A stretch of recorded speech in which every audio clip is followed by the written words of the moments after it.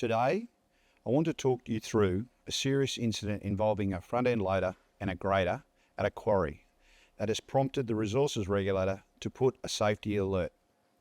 This incident shows how quickly things can go wrong when visibility is compromised and safe operating procedures aren't consistently followed.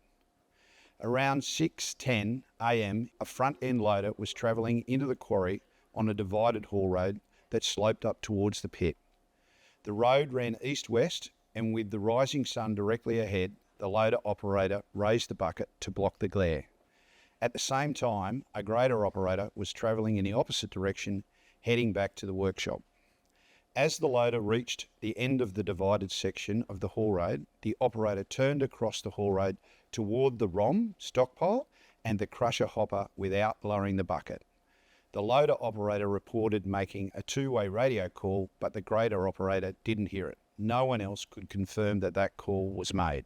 When the loader turned directly in front of the grader operator tried to take evasive action by steering left. But with almost no time to react, a collision was unavoidable.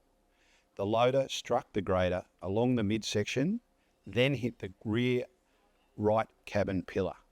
The impact severed all cabin supports, causing the grader cabin to topple to the left and come to rest on the front rear tyre.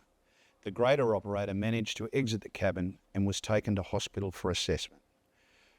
Fortunately, injuries were limited to a minor laceration and deep bruising.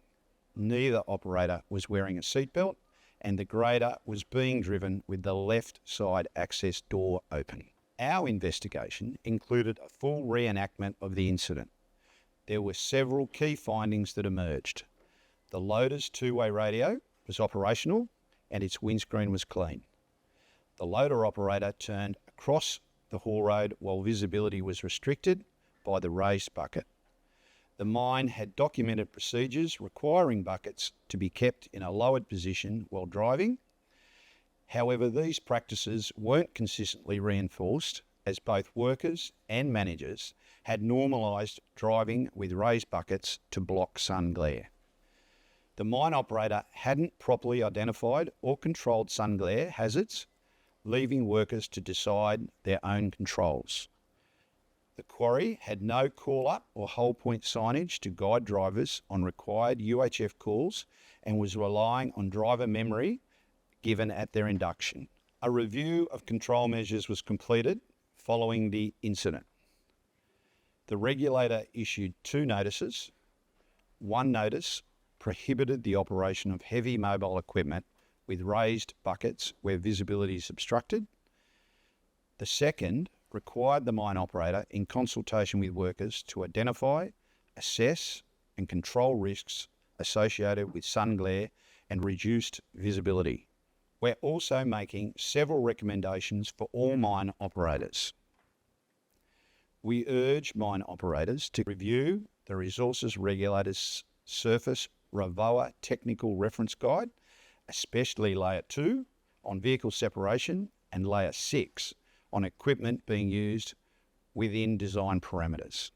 Identify all foreseeable hazards related to reduced visibility from sun glare and other environmental conditions. Eliminate these risks where possible or minimise them so far as reasonably practical in line with Work Health and Safety Regulation 2025.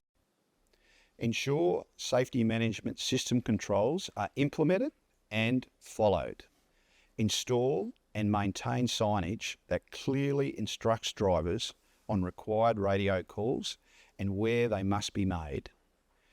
And investigate and, where practical, implement roadway designs that are physically separate vehicles. Incidents like this remind us that even routine tasks can become dangerous when visibility is compromised or procedures aren't followed. By reinforcing safe practices and controlling known hazards, we can prevent collisions and keep workers safe. For more information, go to the Resources Regulator website and download the safety alert.